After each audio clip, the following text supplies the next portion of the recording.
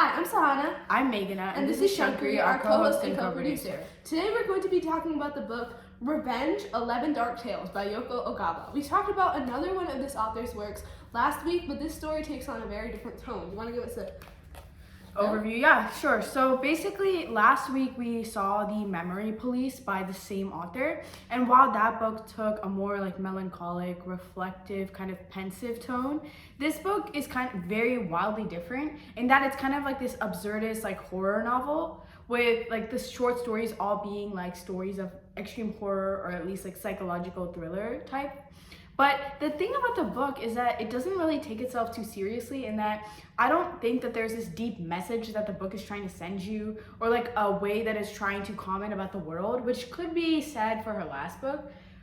This book kind of is like it's focusing on atmosphere, like exactly. what it's trying to build for the reader. Exactly, it's kind of like she just wrote the horror to write the horror, you know, and it's very, very well written. So you're kind of like, wow, like I love these details that she placed here. But the way that things are described, it definitely leaves like this thing that's similar about this book to The Memory Police is that for me at least, it left like a lasting imprint. But not in the same way, in that this book was really, really creepy. The author's writing style managed to create like this really eerie sort of atmosphere. Instead of like it being like this bloody massacre, it was kind of like this thing that crept into your head and leaked everywhere.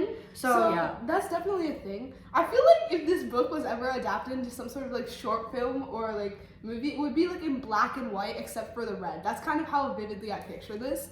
In addition, like you see this very like fantasy realism sort of setting, which is really typical of Japanese authors. Like it's partially inspired by Murakami. It's like it could be realistic fiction, but there's some things which are just so slightly off that you're like, it has to be fantasy in some sense. But then where it differentiates itself from the masses is in its metafictional like narrative.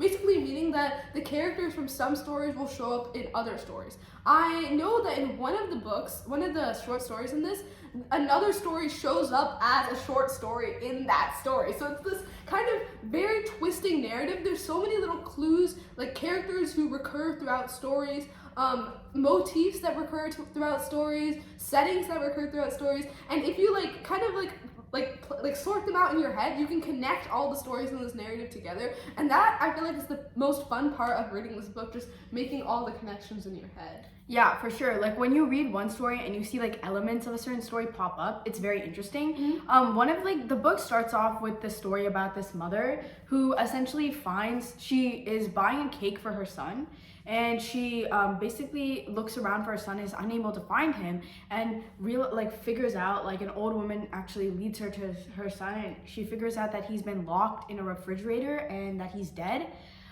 She's unable to kind of like process his death. She's kind of like, oh, he's just sleeping. He'll wake up to eat the cake. And she even keeps the cake in her fridge for like the longest amount of time, thinking that he'll come back and eat it. And you know, the way she deals like with her grief is so interesting, because like she's in like this deep denial, and that like she thinks like in a way her son is still alive and that she has this ability to meet him. In fact, in one part of the story, she even locks herself in the fridge to experience what her son was experiencing. And when her husband opens the door and is like, what are you doing? She's like, I just want to meet my son.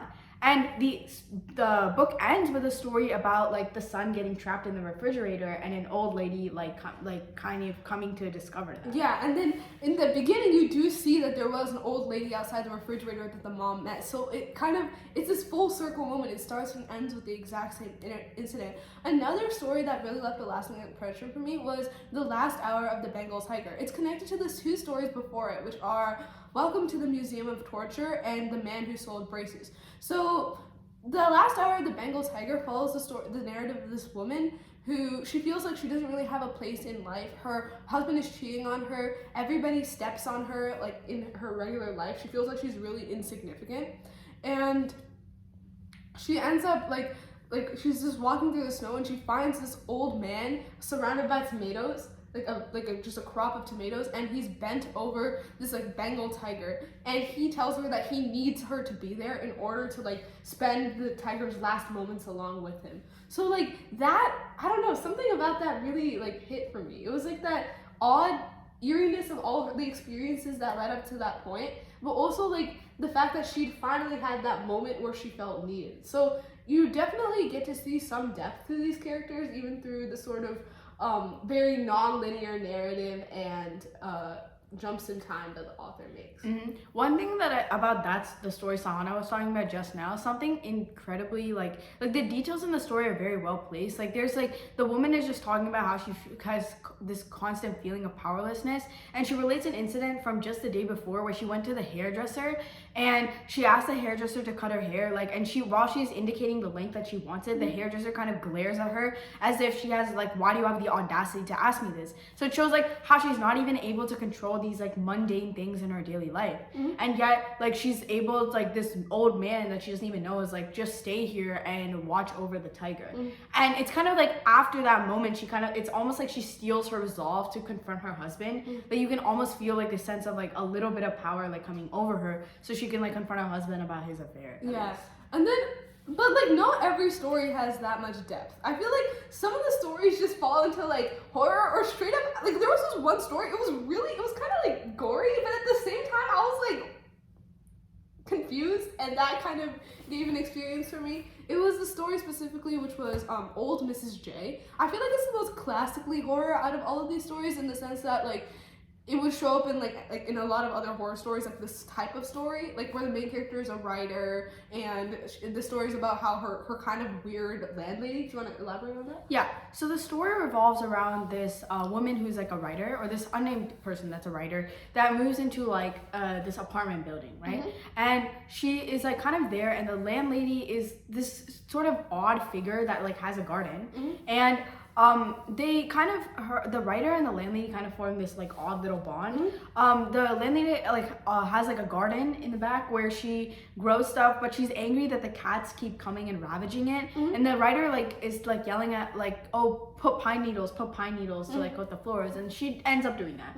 But then the landlady and the writer sort of develop this odd little relationship where like it's kind of like they're kind of nice to each other, but you know, it's not like this full like friendship. You can't describe it as that. It's kind of this very weird relationship where the writer kind of seems a little threatened by the landlady. And the landlady kind of like delivers the writer's packages, but not always on time. Sometimes she delivers them very, very late. The landlady, she's known for like massages, and the writer can see like through the window that when she's giving a massage, and she kind of like kneads down on the person's back, and it's like really, really intense, and like it almost looks like it's an act of violence and not like a gentle massage.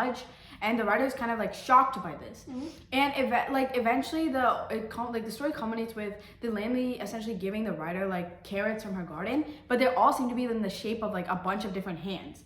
And the writer's like, oh, what? This is so weird. Like, why are they in the shape of hands? But she doesn't think anything of it until one day, like they're taking a photo for the newspaper and they're holding up their little like carrots that are like strange and shaped like hands, and the ending reveals that the entire story was actually an interview, okay? Yeah. The entire story was actually an interview by a detective that she's telling him, because they were looking for like a body, right? And they dug up her garden, and under the garden they found the old lady's dead husband. So it's like, yo.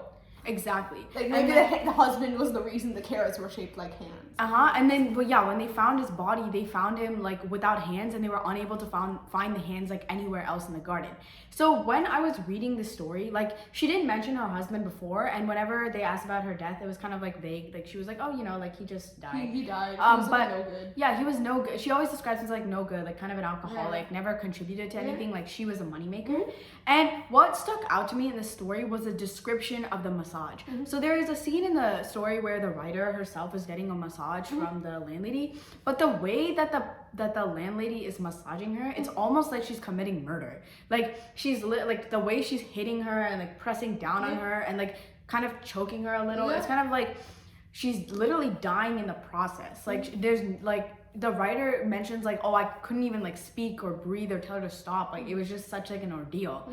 And near the end of the book, the police kind of revealed to her that her husband died by choking, like the landlady choked him. So it kind of makes you wonder, like, did the husband die through a massage? And the way that it's written, it's so eerie and creepy, because it kind of like makes you think like, could this have happened to me? Like this is realistic enough to have happened to me. Yeah. And I think like that's one of the biggest points of like this entire book, is that like what's creepy about this book isn't necessarily that these characters commit murder or they do like these dark actions that, you know, we don't really see to be normal.